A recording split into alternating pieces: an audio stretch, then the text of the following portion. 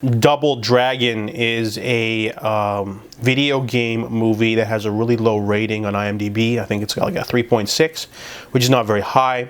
But I wanted to watch this movie potentially for a so bad it's good movie, and the result is no, it's not even a good movie. It's just bad. I can explain, though. This movie was made, I believe, in like 1994, I want to say.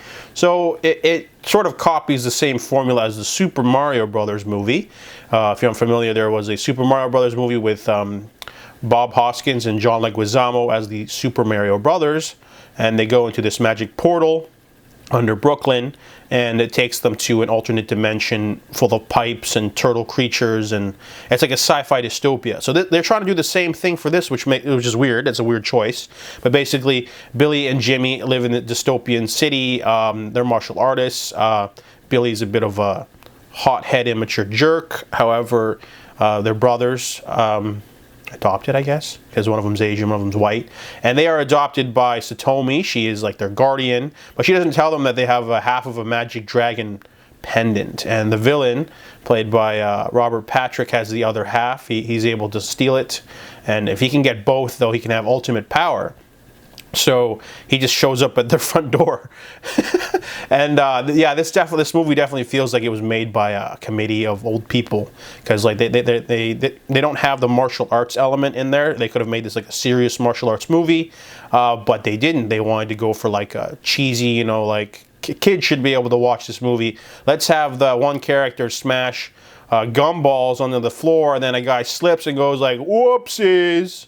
So there's a lot of stunts like that. There's the mutation of a Bobo. They do the same thing with Toad in the Super Mario Brothers movie. The villain's kind of campy.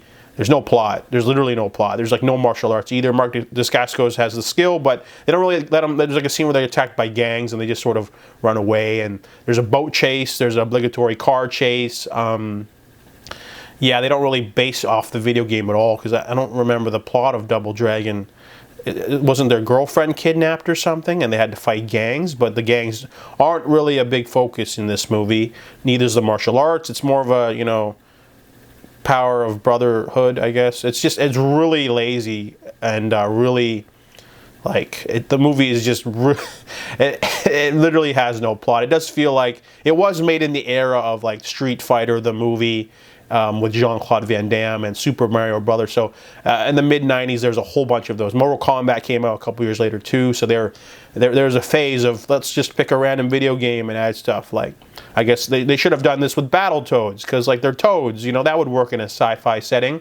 But they decided to take like a beat 'em up and just put a sci-fi dressing on it. It takes up a lot of budget too. There's a whole world has a lot of set dressing and like cars and like dystopia stuff. They could have used all that for literally anything else, maybe like martial artists.